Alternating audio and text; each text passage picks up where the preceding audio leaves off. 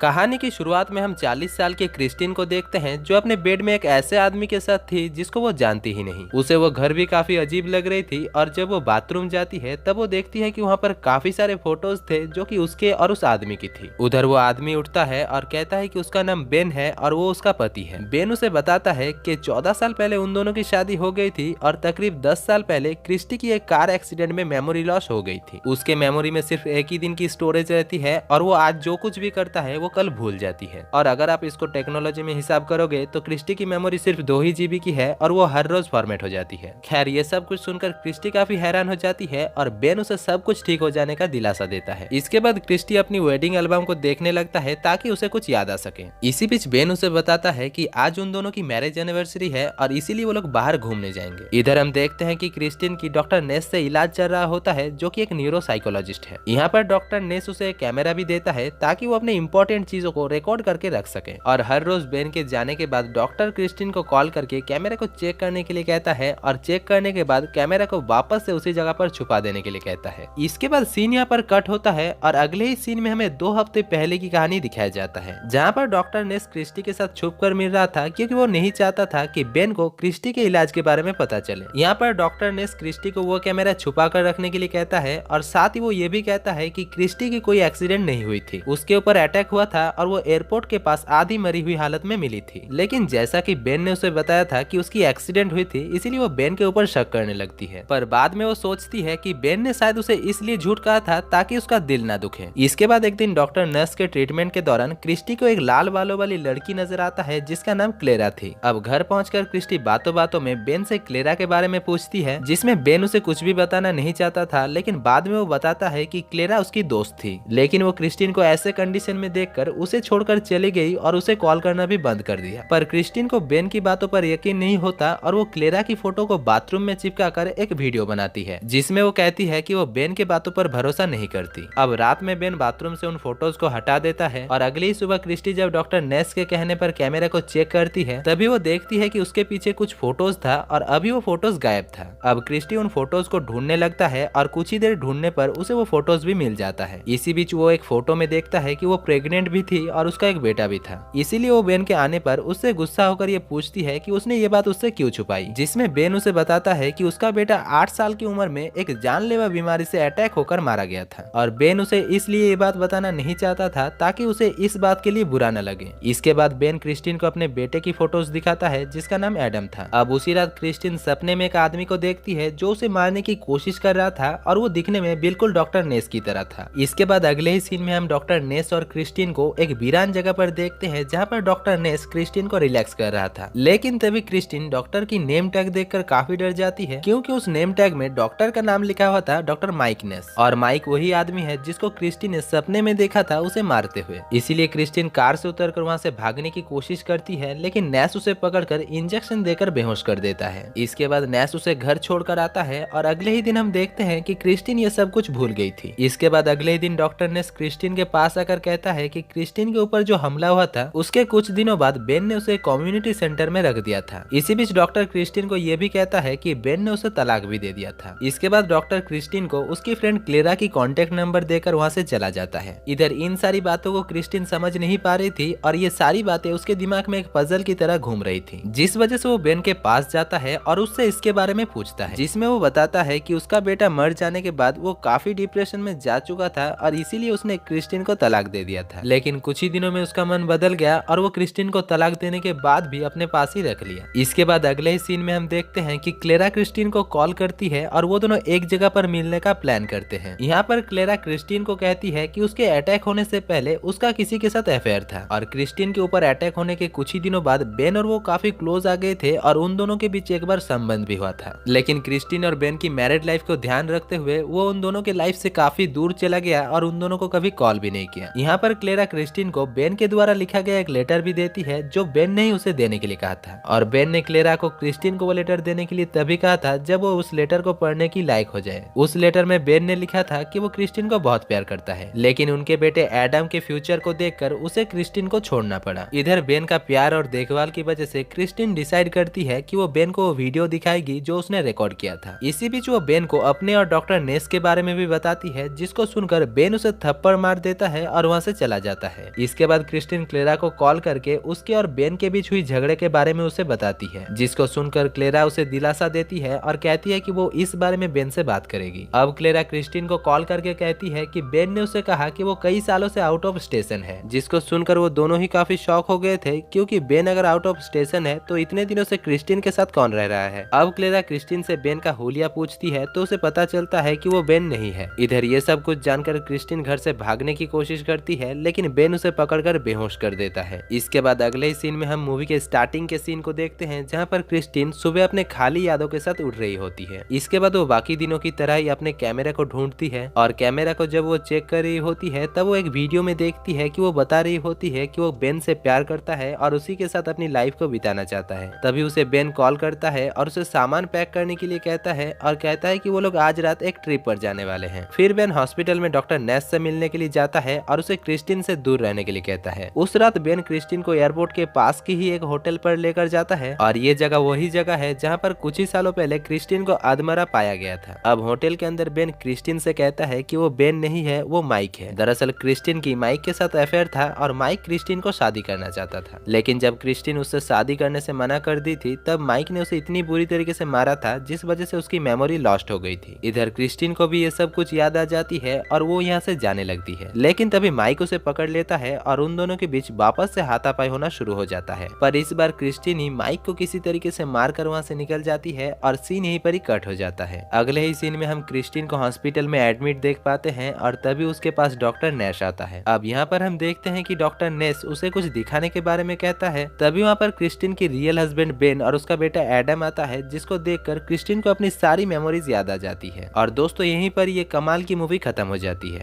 तो दोस्तों आपको इस मूवी की कहानी कैसी लगी? अच्छी लगी है तो वीडियो को दिल से एक लाइक कर देना और चैनल को सब्सक्राइब करके आपके भाई को जरूर सपोर्ट करना।